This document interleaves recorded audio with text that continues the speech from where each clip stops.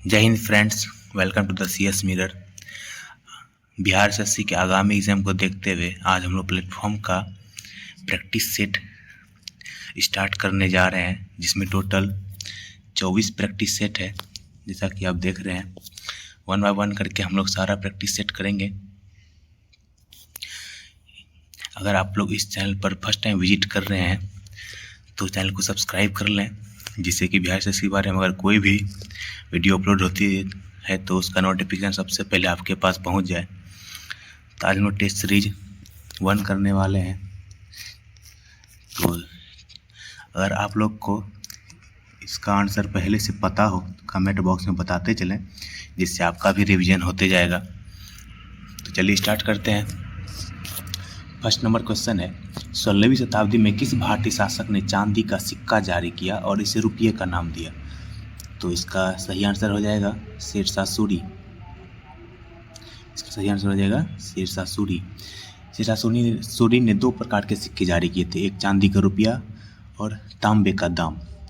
इसके बचपन का नाम फरीद खां था। 1540 में जब हुमायूं के साथ युद्ध हुआ था तो हुमायूं को हरा करके इन्होंने कन्नौज बिलग्राम का युद्ध हुआ था 1540 में। उस युद्ध में हुमायूं को हरा करके इन्होंने सूर वंश की स्थापना की थी, जो कि द्वितीय अफगान वंश माना जाता है। अगर फर्स्ट अफगान वंश की बात की जाए तो लोधी वंश था। इसके बाद सेकंड क्वेश्चन है, यू कैन विन नामक पुस्तक किसके द्वारा लिखा गया है? तो इसका सही आंसर हो जाएगा शिव खेरा। तो आप लोग दीपा कर्माकर के बारे में भी याद रखिएगा, ये एक भारतीय जिम्नास्ट है। इसकी आत्मकथा का नाम द स्मॉल वंडर है। इसके बाद है थर्ड क्वेश्चन, यूनेस्को विरासत स्थल शोर मंदिर किस राज्य में स्थित है? तो इसका सही आंसर हो जाएगा तमिलनाडु में। महाबलीपुरम का शोर मंदिर है, जिसे पल्लव वंश के नरसिंहवर्मन द्वितीय ने बनवाया था। एक और मंदिर है महाबलीपुरम का एकाश्म मंदिर, जिसे रथ मंदिर भी कहते हैं, जिसमें टोटल 7 रथ मंदिर है। इसे पल्लव वंश के नरसिंहवर्मन प्रथम ने बनवाया था। और इसमें सबसे छोटा रथ मंदिर पूछे तो वो द्रौपदी रथ मंदिर हो जाएगा, और सबसे बड़ा रथ मंदिर पूछे तो धर्मराज रथ मंदिर हो जाएगा। नेक्स्ट क्वेश्चन है, भारतीय संविधान केंद्र सरकार को कितने प्रकार की निधियां प्रदान करता है? तो इसका सही आंसर हो जाएगा 3 प्रकार की निधियां प्रदान करता है। फर्स्ट है भारत की संचित निधि, जो कि अनुच्छेद 266 में वर्णित है। इसके बाद है भारत की लोक लेखा निधि, जो कि अनुच्छेद 266(2) में वर्णित है। इसके बाद है भारत की आकस्मिकता निधि, जो कि अनुच्छेद 267 में वर्णित है। तो ये आप लोग ध्यान रखेंगे। नेक्स्ट क्वेश्चन है, निम्नलिखित में से किस उद्योग को भारत में 8 आधारभूत उद्योगों के सूचकांक की गणना के लिए उपयोग किया जाता है? तो इसका सही आंसर है रिफाइनरी उत्पाद। भारत में कुल 8 आधारभूत उद्योग हैं, वो देख लेते हैं। कोयला, कच्चा तेल, प्राकृतिक गैस, रिफाइनरी उत्पाद, उर्वरक, इस्पात, सीमेंट और बिजली। उसमें से एक रिफाइनरी उत्पाद है, जो कि इसका सही आंसर है। नेक्स्ट क्वेश्चन है, निम्नलिखित में से कौन सी प्रमुख नदी एक पूर्व की ओर बहने वाली नदी नहीं है? तो आप लोग ये चीज़ ध्यान रखेंगे, नहीं पे ध्यान नहीं जाता है एग्जाम में, तो ये चीज़ आपको क्वेश्चन अच्छे से पढ़ना है। कौन सी प्रमुख नदी एक पूर्व की ओर बहने वाली नदी नहीं है? तो इसका सही आंसर हो जाएगा नर्मदा। नर्मदा जो पश्चिम की ओर बहने वाली नदी है। इसके साथ और भी कुछ नदियां हैं जो पश्चिम की ओर बहती है। नर्मदा हो गया, ताप्ती, लूनी, माही, साबरमती, ये सभी नदियां पश्चिम की ओर बहने वाली नदी है। नर्मदा नदी पर एक बांध है, सरदार सरोवर बांध, ये भी ध्यान रखना है। इसका नर्मदा जो है वो विंध्य और सतपुरा पर्वतमाला के बीच से होकर के बहने वाली नदी है, जिसे गुजरात और मध्य प्रदेश की जीवन रेखा भी कहते हैं। नर्मदा और ताप्ती नदी ज्वार नदमों का निर्माण करती है, जिसे एस्चुरी भी कहा जाता है। तो ये भी आपको ध्यान में रखना है। क्वेश्चन है, नई लोकसभा निर्वाचित होने के उपरांत वर्तमान लोकसभा के अंतिम सत्र हेतु निम्नलिखित में से कौन सा शब्द प्रयोग किया जाता है? तो इसका सही आंसर हो जाएगा लैम डक। लैम डक शब्द जो है इसमें प्रयोग किया जाता है। कोरम जो होता है वो प्रत्येक सदन का 10वां हिस्सा होता है। इसके बाद प्रोटेम वो होता है जब नई लोकसभा का निर्माण होता है, जब नई लोकसभा बनती है या विधानसभा बनती है, तो उसमें अस्थायी अध्यक्ष का दायित्व प्रोटेम स्पीकर ही निभाता है, जिसे केंद्र में राष्ट्रपति द्वारा नियुक्त किया जाता है और राज्य में राज्यपाल द्वारा नियुक्त किया जाता है। इनका काम सभी सदस्यों को शपथ दिलाना होता है और अस्थायी अध्यक्ष के रूप में कार्य करना होता है। जब तक कि नई लोकसभा अध्यक्ष और नई विधानसभा अध्यक्ष ना आ जाए तब तक वोटिंग स्पीकर कार्य करता है। इसके बाद नेक्स्ट क्वेश्चन है, नागरहोल राष्ट्रीय उद्यान कहाँ स्थित है? नागरहोल राष्ट्रीय उद्यान कर्नाटक में स्थित है। इसका पूर्व नाम राजीव गांधी राष्ट्रीय उद्यान भी था, ये भी ध्यान रखना है।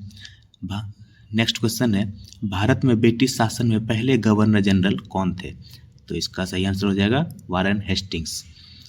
तो ये जो है 1774 में बंगाल के प्रथम गवर्नर जनरल बने। इसका कार्यकाल 1774-1785 तक था।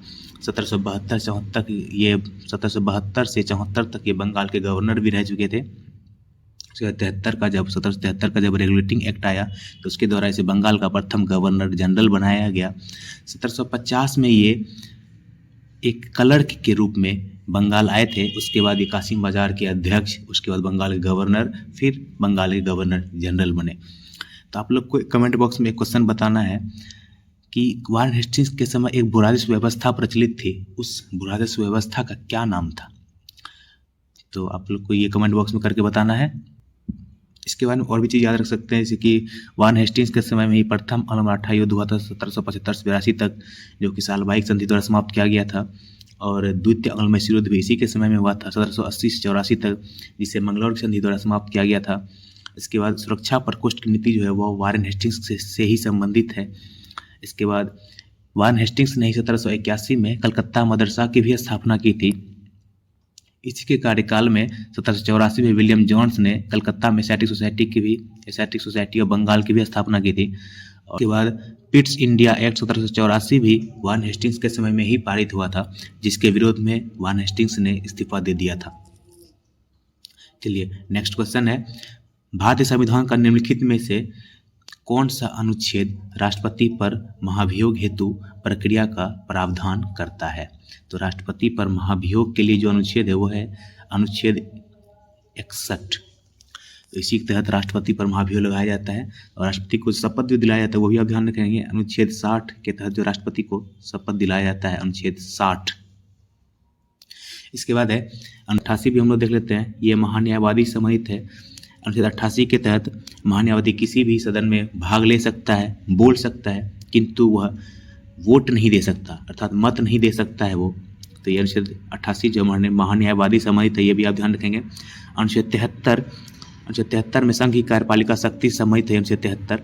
इसके बाद अनुच्छेद 78 जो है ये बिहार एसआई में अभी फिलहाल पूछा गया था, आपको इसको ध्यान रखना है। अनुच्छेद 78 जो है ये इसके तहत प्रधानमंत्री जो है वो मंत्रिपरिषद और राष्ट्रपति के बीच वार्ता का काम करता है, ये भी आपको ध्यान रखना है, सूचना पहुंचाने का काम करता है इसी के तहत। इसके बाद है नेक्स्ट क्वेश्चन है, पंचायती राज से संबंधित निम्नलिखित कथनों में से कौन सा सही नहीं है? तो देखते हैं, पंचायती व्यवस्था भारतीय ग्रामीण जीवन का युगों से एक अभिन्न अंग रहा है, ये सही है। इसके बाद है 73वां संविधान संशोधन अधिनियम 15 अगस्त 1993 से प्रभावी हुआ, तो ये आपका स्टेटमेंट गलत है। 15 अगस्त नहीं, यहाँ पर 24 अप्रैल होगा। 24 अप्रैल से प्रभावी हुआ था ये चीज़ आपको ध्यान रखना है। उसके बाद है यह एक त्रिस्तरीय जैविक के रूप से जुड़ी संरचना है, ये भी सही है।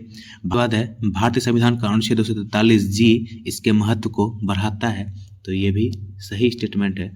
इसके बाद आप लोगों को पंचायती व्यवस्था से और भी कुछ फैक्टर ध्यान में रखने हैं, जैसे कि संविधान के किस भाग में है, तो ये भाग 9 में है। किस भाग में है? तो भाग 9 में है। 9 के क में अगर बोले तो वो नगर पालिका है, ये भी ध्यान रखना है। और 9 के ख में बोले तो सहकारी समिति है, ये भी ध्यान रखना है। इसके बाद है और पंचायती राज अनुसूची अगर पूछे तो अनुसूची 11 में है और अनुसूची 12 में नगर पालिका है। तो इससे संबंधित अब कुछ समिति भी देख लेते हैं, जैसे कि सबसे पहला समिति जो आया था बलवंत राय मेहता समिति था, जो कि 1957 में आया था। तो इसी के द्वारा जो है पंचायती राज व्यवस्था को त्रिस्तरीय घोषित किया गया, मतलब इसी समिति ने त्रिस्तरीय संरचना की सिफारिश की थी। इसके बाद 1977 में जो समिति आया था, अशोक मेहता समिति था, जिन्होंने 2 स्तरीय संरचना की सिफारिश की थी। और इसके बाद एक और समिति है, इसके बाद 2 और समिति है, जीवी केरवा समिति, जो कि 1985 में आई थी, ये भी पंचायती राज से संबंधित है। इसके बाद 1986 में एक समिति आई थी एल.एम. सिंघवी समिति, जिसके सिफारिश पर ही पंचायती राज को संवैधानिक दर्जा दिया गया 73वां संविधान संशोधन द्वारा। यहाँ पर जैसे कि लिखा हुआ है 73वां संविधान संशोधन द्वारा, तो ये किसकी समिति की सिफारिश पर दिया गया था? एल.एम. सिंघवी समिति 1986 के सिफारिश पर इसे संवैधानिक दर्जा दिया गया था। बहुत ही इंपॉर्टेंट संविधान संशोधन है जो आपको ध्यान में रखना है, वो पंचायती राज से संबंधित है, जो कि आपको बीपीएससी एग्जाम में पूछा हुआ क्वेश्चन है। 64वां संविधान संशोधन, 64वां संविधान संशोधन किससे संबंधित है? 64वां संविधान संशोधन 1989, ये भी आपके पंचायती राज से ही संबंधित है, तो इसको आपको ध्यान में रखना है, बीपीएससी में पूछा हुआ क्वेश्चन है। इसके बाद नेक्स्ट क्वेश्चन है, बिहार के गांवों तक वैज्ञानिक खेती को प्रभावी एवं गहरी पहुंच के लिए कौन योजना प्रारंभ किया गया था? तो इसका सही आंसर हो जाएगा मेरा गांव मेरा गौरव। इसके बाद आगे चलते हैं, भारत दुनिया के कुल भौगोलिक क्षेत्रफल का कितना प्रतिशत भाग है? तो इसका सही आंसर हो जाएगा ए नंबर 2। भारत दुनिया के भौगोलिक क्षेत्रफल का 2.42% है, तो इसका निकटतम पूर्णांक 2 हो जाएगा। तो आप लोग आगे भारत का क्षेत्रफल भी याद रखेंगे, जो कि भारत क्षेत्रफल है 32,87,263 वर्ग किलोमीटर। क्षेत्रफल के दृष्टिकोण से भारत का विश्व में कौन सा स्थान है? तो आपको वो भी ध्यान रखना है, भारत का विश्व में 7वां स्थान है। तो इससे बड़े 6 देश हैं जो वो भी आप ध्यान में रखेंगे। पहला है रूस, दूसरा कनाडा, इसके बाद संयुक्त राज्य अमेरिका, उसके बाद चीन, ब्राज़ील, ऑस्ट्रेलिया, तब भारत का स्थान आता है जो कि 7वां नंबर पे है। तो ये सारा चीज़ आपको ध्यान रखना है। इसके बाद है एक और क्वेश्चन, भारत की जनसंख्या संपूर्ण विश्व की जनसंख्या का लगभग कितना % है? ये भी क्वेश्चन पूछा जाता है आपके एग्जाम में, तो आपको ये ध्यान में रखना है, भारत की जनसंख्या जो है 17.5% है विश्व की जनसंख्या का, 17.5%। इसके बाद नेक्स्ट क्वेश्चन है, टू लाइव्स पुस्तक के लेखक कौन है? तो इसका सही आंसर हो जाएगा विक्रम सेठ। टू लाइव्स पुस्तक के लेखक कौन है? विक्रम सेठ। विक्रम सेठ के द्वारा एक और पुस्तक लिखी गई है, तो द सूटेबल बॉय, वो भी ध्यान रखना है। इसके बाद है एन एरिया ऑफ डार्कनेस पुस्तक के लेखक अगर आपसे पूछिए तो वो वी.एस. नायपॉल हो जाएगा। और द सैटनिक वर्सेस या midnight children, the Satanic versus और मिडनाइट चिल्ड्रन, जो ये 2 पुस्तकें हैं सलमान रुश्दी द्वारा लिखी गई है। और द वाइट टाइगर पुस्तक अगर आपसे पूछे तो वो अरविंद अडिगा हो जाएगा। ये भी आपको ध्यान रखना है। अफ्रीकी देश जाम्बिया की राजधानी कहाँ है? तो इसका सही आंसर हो जाएगा सी नंबर। अफ्रीकी देश जाम्बिया की राजधानी लुसाका है। तो हरारे किसकी राजधानी है? जिम्बाब्वे की राजधानी है। डकार किसकी राजधानी है? सेनेगल देश की राजधानी है। और बमाको जो है माली देश की राजधानी है। इसके बाद मैथ्स का क्वेश्चन है, तो इसका सॉल्यूशन आपको डिस्क्रिप्शन में टेलीग्राम का लिंक दिया हुआ है, उस टेलीग्राम ग्रुप में सेंड कर दिया जाएगा, आप वहां से इसका सॉल्यूशन देख सकते हैं। नेक्स्ट क्वेश्चन है, ऊंचे भवनों के शीर्ष पर लगे खतरे के संकेत लाल वर्ण के होते हैं, इन्हें दूरी से आसानी से देखा जा सकता है क्योंकि अन्य वर्णों की अपेक्षा लाल वर्ण का प्रकाश क्या होता है? तो इसका सही आंसर हो जाएगा बी नंबर, धुएं तथा कोहरे द्वारा न्यूनतम प्रकीर्णित होता है। तो आपको ये चीज़ ध्यान रखना है कि लाल वर्ण का जो प्रकाश है वो सबसे कम प्रकीर्णन होता है लाल वर्ण के प्रकाश का, और सबसे अधिक अगर पूछे तो किसका प्रकीर्णन होता है? तो बैंगनी रंग का होता है। तो एक चीज़ आपको और ध्यान रखना है, जिस रंग का तरंगदैर्ध्य जितना अधिक होता है उसका प्रकीर्णन उतना ही कम होता है। तो इसका मतलब ये हुआ कि लाल रंग का तरंगदैर्ध्य बहुत ज़्यादा होता है और उसका प्रकीर्णन इसलिए कम होता है, और बैंगनी रंग का तरंगदैर्ध्य जो है बहुत कम होता है इसलिए इसका प्रकीर्णन ज़्यादा होता है। नेक्स्ट क्वेश्चन है, विकल्पों में उल्लिखित तथ्य में से कौन सा गुरुत्वाकर्षण के सार्वभौमिक नियम द्वारा समझाया नहीं गया है? तो इसका सही आंसर हो जाएगा ग्रहों के चारों ओर सूर्य की गति। निम्नलिखित में से कौन वोल्टता को निरूपित करता है? तो इसका सही आंसर हो जाएगा किया गया कार्य बटा विद्युत धारा गुना समय। नेक्स्ट क्वेश्चन है, गुणसूत्र जिनमें गुणसूत्र बिंदु अनुपस्थित होता है उसे क्या कहा जाता है? तो इसका सही आंसर हो जाएगा एसेंट्रिक। इसका सही आंसर क्या हो जाएगा? एसेंट्रिक हो जाएगा। इसके बाद मेटासेंट्रिक जो होता है, ऐसे स्थान जहां गुणसूत्र 2 भागों में विभाजित हो जाए उसे क्या कहते हैं? मेटासेंट्रिक कहते हैं। तो गुणसूत्र बिंदु अगर ऐसे स्थान पर हो जिसमें एक गुणसूत्र का भाग बड़ा और दूसरा भाग छोटा हो तो उसे एक्रोसेंट्रिक कहते हैं। इसके बाद है टेलोसेंट्रिक। गुणसूत्र किसी एक किनारे पर अगर हो तो उसे क्या कहते हैं? टेलोसेंट्रिक कहते हैं। ये चीज आपको ध्यान रखना है। इसके बाद है, जब प्रकाश नेत्र में प्रवेश करता है तो अधिकांश अपवर्तन कहाँ होता है? तो इसका सही आंसर हो जाएगा स्वच्छ मंडल। अधिकांश अपवर्तन स्वच्छ मंडल यानी कि कॉर्निया पर होता है। तो इसका नेक्स्ट क्वेश्चन है इसके बाद, वायु के कांच के आयताकार स्लैब पर आपतित किसी प्रकाश किरण का गमन पथ से 4 विद्यार्थियों ए बी सी डी ने चित्र में दर्शाए अनुसार आरेखित किया, इनमें से कौन सा सही है?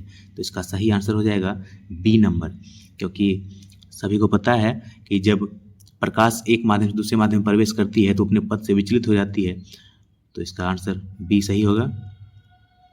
इसके बाद नेक्स्ट क्वेश्चन है, लेंस की शक्ति की एसआई इकाई क्या होती है? इसका सही आंसर हो जाएगा डायप्टर। आपको लेंस शक्ति का फॉर्मूला भी याद रखना है, P बराबर 1/f। नेक्स्ट क्वेश्चन है, गतिशील विद्युत आवेश उत्पन्न करता है?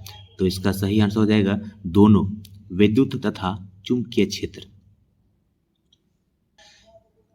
निम्नलिखित में से कौन एल्केन को दर्शाता है? तो इसका सही आंसर होगा सिंगल बॉन्ड। सिंगल बॉन्ड जो है वो एल्केन को दर्शाता है, और डबल बॉन्ड जो है वो एल्कीन को दर्शाता है, और ट्रिपल बॉन्ड जो है वो एल्काइन को दर्शाता है। ये आपको ध्यान रखना है। और आपको एल्केन का फॉर्मूला भी ध्यान रखना है। एल्केन का फॉर्मूला होता है CnH2n+2। इसके बाद एल्कीन का फॉर्मूला होता है CnH2n, और एल्काइन का फॉर्मूला होता है CnH2n-2। इसमें एल्केन जो है संतृप्त हाइड्रोकार्बन है, उसके बाद एल्कीन और एल्काइन जो वो असंतृप्त हाइड्रोकार्बन है। ये भी आपको ध्यान में रखना है। शेरशाह सूरी और हुमायूं के बीच कन्नौज का युद्ध कब लड़ा गया था? तो इसका आंसर हो जाएगा 1540 में कन्नौज या बिलग्राम का युद्ध था, जिसमें शेरशाह सूरी ने हुमायूं को पराजित करके सूर्यवंश की स्थापना की थी। तो हुमायूं द्वारा 4 लड़े गए प्रमुख युद्ध हैं। इसका ट्रिक आपको ध्यान में रखना है, देव चौकस, आप ये याद सकते हैं, देव चौकस।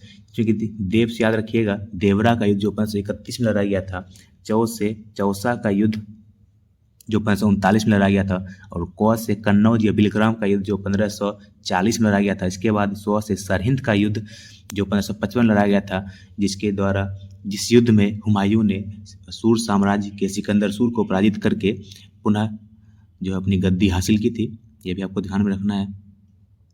इसके बाद नेक्स्ट क्वेश्चन है, राष्ट्रीय ऊर्जा संरक्षण दिवस कब मनाया जाता है? तो इसका सही आंसर हो जाएगा 14 दिसंबर को।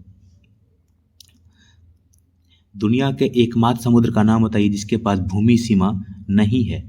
ये क्वेश्चन बहुत ही इंपॉर्टेंट है। इसका सही आंसर हो जाएगा सारगेसो सागर। ये जो है सारगेसो सागर जो है ये उत्तरी अटलांटिक महासागर में स्थित है। इसको भी ध्यान रखना है। ये देखिए वहाँ जो सागर है वहाँ पर सारगेसम नाम का घास पाया जाता है, उसी के नाम पर इस सागर का नाम सारगेसो सागर रख दिया गया है। ये भी आपको ध्यान में रखना है। इसके बाद है, निम्नलिखित में से किसे सीमांत गांधी के नाम से जाना जाता है? तो इसका सही आंसर हो जाएगा खान अब्दुल गफ्फार खां। इसे सीमांत गांधी के नाम से जानते हैं हम लोग। इसके बाद है, उत्तर पश्चिम सीमा प्रांत में सविनय अवज्ञा आंदोलन का नेतृत्व किया था वो खान अब्दुल गफ्फार खां ही थे, और लाल कुर्ती आंदोलन भी इनसे ही संबंधित है, इन्होंने ही चलाया था। इनके द्वारा एक संस्था थी जो खुदाई खिदमतगार, इनके द्वारा ही लाल कुर्ती आंदोलन प्रारंभ किया गया था। और इन्होंने 2 प्रकार की पत्रिका भी निकाली, वो भी ध्यान रखना है, दसरोजा और पख्तून। दसरोजा और पख्तून नामक पत्रिका इन्हीं के द्वारा निकाला गया है। और ये पहले गैर भारतीय हैं जिन्हें भारत रत्न दिया गया था 1987 में। ये बहुत ही इंपॉर्टेंट क्वेश्चन है। और एक याद रखना है, दूसरे जो गैर भारतीय हैं वो नेल्सन मंडेला हैं जिन्हें 1990 में भारत रत्न दिया गया है। ये 2 क्वेश्चन आपको बहुत ध्यान रखना है। इसके बाद नेक्स्ट क्वेश्चन है, दक्षिणी अमेरिका में अर्जेंटीना एवं उरुग्वे में विकसित घास के मैदानों को क्या कहा जाता है? तो ये पंपाज कहा जाता है। और प्रेरित जो है उत्तरी अमेरिका में शीतोष्ण घास के मैदान को कहा जाता है। और वेल्ड जो है आपका दक्षिण अफ्रीका में शीतोष्ण घास का मैदान है। सवाना जो है दक्षिण अफ्रीका में उष्ण कटिबंधीय घास का मैदान है। ये भी आपको ध्यान में रखना है। इसके बाद लैटिन अमेरिका के निम्नलिखित में से किस देश में जनसंख्या का घनत्व निम्नतम है? तो इसका सही आंसर हो जाएगा ए नंबर, ब्राजील। इसके बाद आपको और भी याद रखना है कि विश्व का सर्वाधिक जनसंख्या घनत्व वाला देश कौन सा है, तो वो मोनाको हो जाएगा।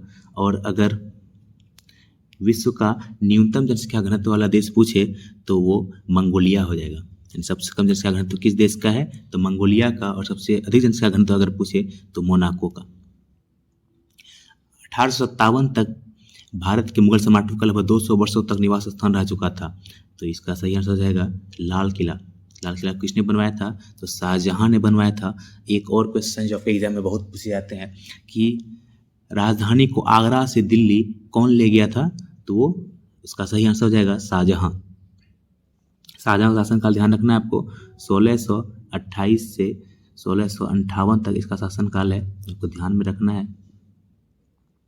इसके बाद नेक्स्ट क्वेश्चन है, जनता द्वारा मुद्रा के रूप में अपने पास रखे गए धन और उसके द्वारा बैंक जमा धन के अनुपात को क्या कहते हैं, इसका सही आंसर हो जाएगा ए नंबर, मुद्रा जमा अनुपात। नेक्स्ट क्वेश्चन है, इजराइल की मुद्रा क्या है, तो इजराइल की मुद्रा आपको ध्यान रखना है न्यू शकेल या नई शकेल इसको कहते हैं, और इसकी राजधानी जो है वो जेरूसलम है, और यहाँ इसकी संसद का नाम भी ध्यान में रखना है नेसेट। इजराइल की संसद का नाम क्या नाम है, तो नेसेट आपको ध्यान में रखना है, ये भी आपके एग्जाम में पूछे जाते हैं। इसके बाद नेक्स्ट क्वेश्चन है, निम्नलिखित में से कपास के संबंध में कौन सा कथन सही नहीं है, तो भारत में छोटे रेशे वाली कपास का सर्वाधिक उत्पादन होता है, तो ये कथन जो है वो गलत है।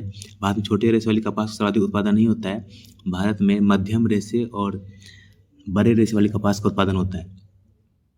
इसके बाद नेक्स्ट स्टेटमेंट जो है वो, भारत में गुजरात राज्य प्रमुख कपास उत्पादक राज्यों में से एक है, ये सही है। कपास खेती के लिए 50 से 100 सेंटीमीटर वर्षा आदर्श रहती है, ये भी सही है। इसकी पैदावार उपोष्ण एवं उष्णकटिबंधीय जलवायु प्रदेशों में होती है, ये भी सही है। और इसका तापमान भी आपको ध्यान रखना है, इसका तापमान 21 से 25 डिग्री सेल्सियस उपयुक्त होता है इसके लिए, ये भी आपको ध्यान में रखना है। भारतीय भूवैज्ञानिक सर्वेक्षण का मुख्यालय कहाँ स्थित है, तो इसका आंसर हो जाएगा कोलकाता। इसके बाद नेक्स्ट क्वेश्चन है, कौन सी नृत्य शैली राजस्थान संबंधित नहीं है, तो इसका सही आंसर हो जाएगा लावनी। लावनी जो है वो महाराष्ट्र का नृत्य है, और गणगौर, घूमर, कालबेलिया जो है वो राजस्थान का नृत्य है।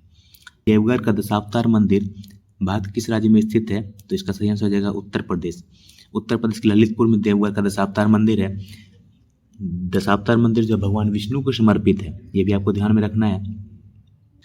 निम्नलिखित में से किसे दर्शन की सांख्य प्रणाली की स्थापना का श्रेय दिया जाता है, तो इसका सही आंसर हो जाएगा बी नंबर, कपिल। कपिल मुनि को सांख्य प्रणाली की स्थापना का श्रेय दिया जाता है, और गौतम जो है वो न्याय दर्शन के संस्थापक हैं, और कनाद जो है वो वैशेषिक दर्शन के संस्थापक हैं।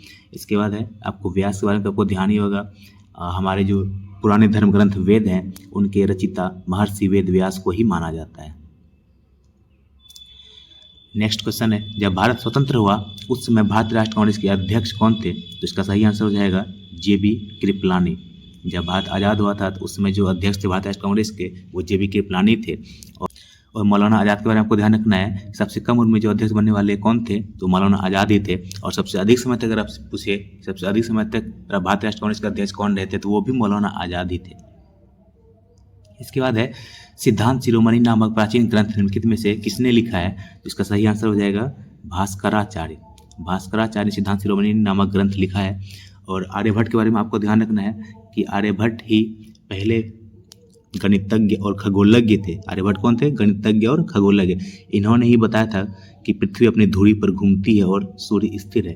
इसके ब्रह्मगुप्त जो थे वो वैज्ञानिक और गणितज्ञ थे, ये भी आपको ध्यान रखना है। आपके एग्जाम में क्वेश्चन आते हैं कि इनमें से कौन जो है गणितज्ञ और खगोलज्ञ दोनों थे, तो उसका सही आंसर हो जाएगा आर्यभट्ट। और अगर वैज्ञानिक और गणितज्ञ पूछे तो उसका सही आंसर हो जाएगा ब्रह्मगुप्त। इसके बाद है, पंजाब हिमालय डैश नदियों के मध्य स्थित है, तो इसका सही आंसर हो जाएगा सिंधु और सतलज। तो पंजाब हिमालय किन नदियों में मध्य स्थित है, सिंधु और सतलज। देखिए 4 प्रकार के हिमालय हैं, पंजाब, कुमायूं, नेपाल, असम। तो पंजाब हिमालय जो है वो सिंधु और सतलज के बीच स्थित है। उसके बाद कुमायूं हिमालय जो है वो सतलज और काली नदी के बीच स्थित है। और नेपाल हिमालय जो है वो काली और तीस्ता नदी के बीच स्थित है। इसके बाद असम हिमालय जो है वो तीस्ता और दिहांग नदी के बीच स्थित है, ये आपको ध्यान रखना है।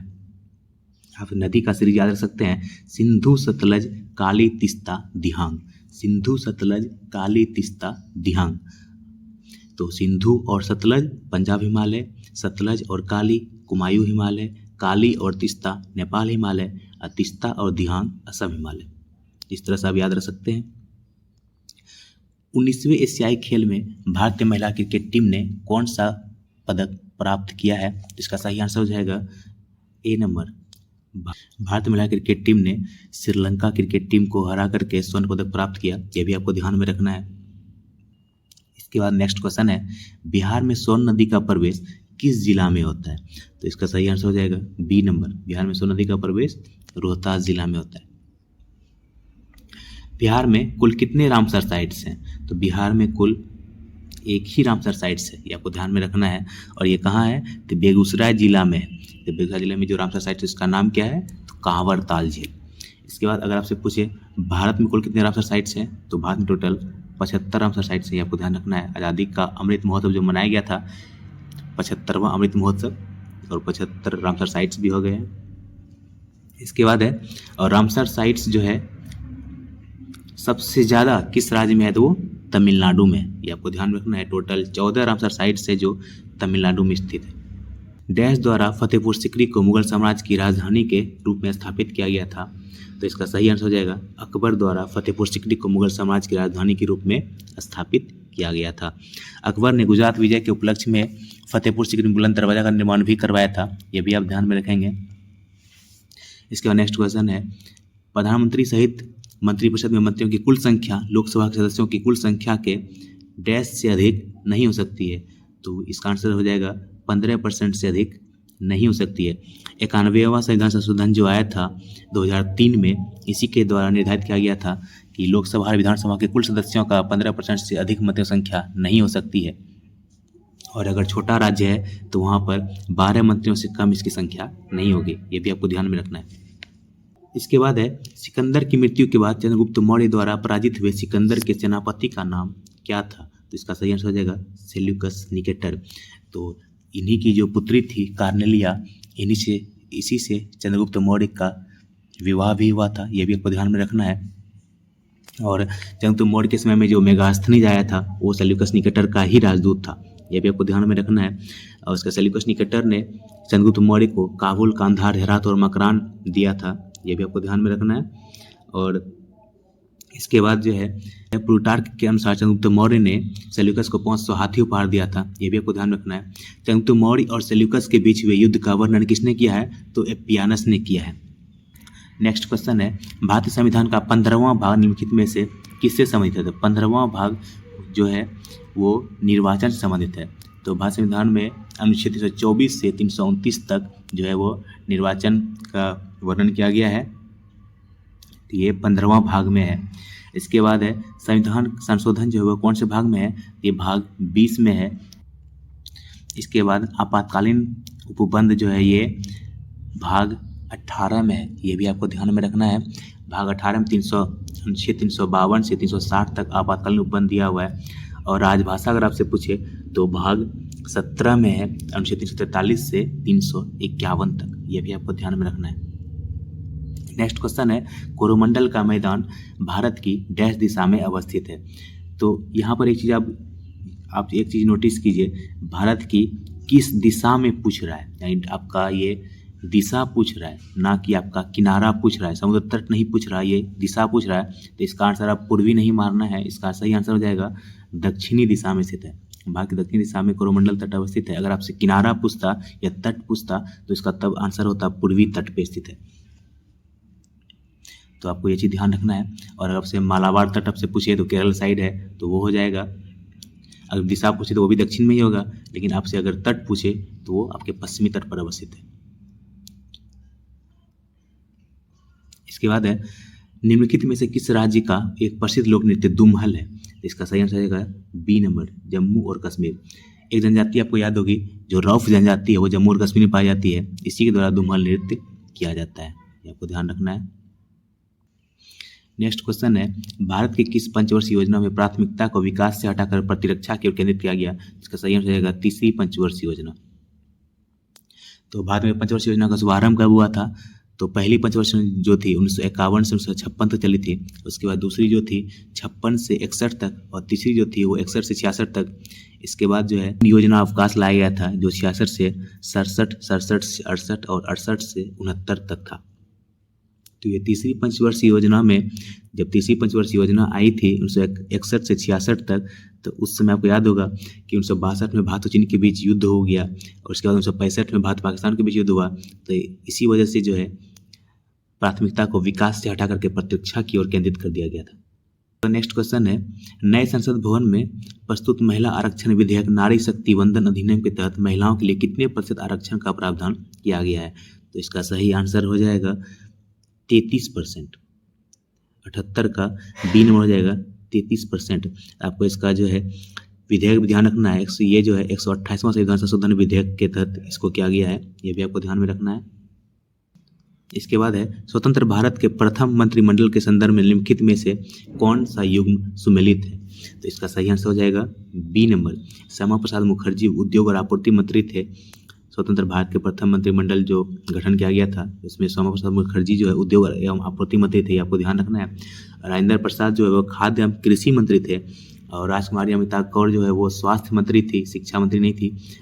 मौलाना अबुल कलाम आज़ाद जो है वो वित्त मंत्री नहीं थे, वो शिक्षा मंत्री थे। यह भी आपको ध्यान रखना है। निम्नलिखित में से कौन सा भारतीय संविधान की 7वीं अनुसूची में राज्य सूची में शामिल मामला है? तो इसका सही आंसर हो जाएगा बाजार और मेले। ये जो है राज्य सूची में शामिल है, और रेलवे जो है एक केंद्र यानी संघ सूची में शामिल है। युद्ध और शांति भी संघ सूची में शामिल है। और ध्यान रखना है, जनसंख्या समृद्धि सूची में शामिल है, शिक्षा भी समृद्धि सूची में शामिल है, और जनगणना जो है वो संघ सूची में शामिल है। ये सब क्वेश्चन आपको एग्जाम में बार बार पूछे जाते हैं। और अगर से पुलिस पूछे तो पुलिस जो है वो राज्य में शामिल है, राज्य सूची में शामिल है। महिला हॉकी जूनियर एशिया कप 2023 का खिताब किस देश ने जीता है? इसका सही आंसर हो जाएगा भारत ने जीता है। तो भारत ने दक्षिण कोरिया को हरा करके महिला हॉकी जूनियर एशिया कप का खिताब जीता है, और पुरुष जूनियर हॉकी एशिया कप का खिताब ये भारत ने ही जीता है, पाकिस्तान को हरा करके। ये भी आपको ध्यान रखना है। जून 2023 में वर्ष 2021 के लिए गांधी शांति पुरस्कार से किसे सम्मानित किया गया? इसका सही आंसर हो जाएगा गीता प्रेस गोरखपुर। 2023 में इसरो द्वारा चंद्रमा पर तीसरा मिशन चंद्रयान 3 किस रॉकेट से लॉन्च किया गया था? तो इसका सही आंसर है LVM3M4। ये आपको ध्यान में रखना है, ये क्वेश्चन बहुत ही इंपॉर्टेंट है। चंद्रयान 3 जो है वो 14 जुलाई 2023 को भारत के श्रीहरिकोटा सतीश धवन अंतरिक्ष केंद्र से छोड़ा गया था। इसके बाद नेक्स्ट क्वेश्चन है, टोक्यो ओलंपिक 2020 का आदर्श वाक्य क्या था? तो इसका सही आंसर हो जाएगा यूनाइटेड बाय इमोशन। ये जो है टोक्यो ओलंपिक 2020 का आदर्श वाक्य था। तो और उसमें भारत ने कितने पद जीते थे, यह भी को ध्यान में रखना है।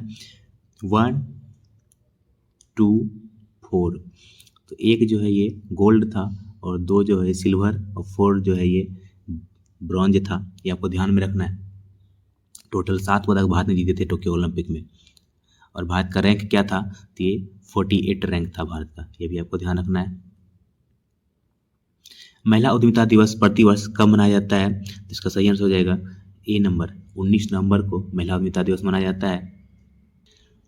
नेक्स्ट क्वेश्चन है, ऑक्सीजन एक अणु का द्रव्यमान कितना है? तो इसका सही आंसर हो जाएगा 32 ग्राम।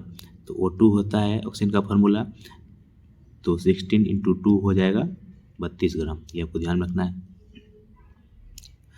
इसके बाद है, अणुओं की गतिज ऊर्जा का बढ़ता हुआ क्रम। इसका सही आंसर हो जाएगा ए नंबर, ठोस, द्रव, गैस। तो ठोस में जो है गतिज ऊर्जा सबसे कम होती है, इससे ज़्यादा द्रव में होती है, और इससे भी ज़्यादा होती है गैस में।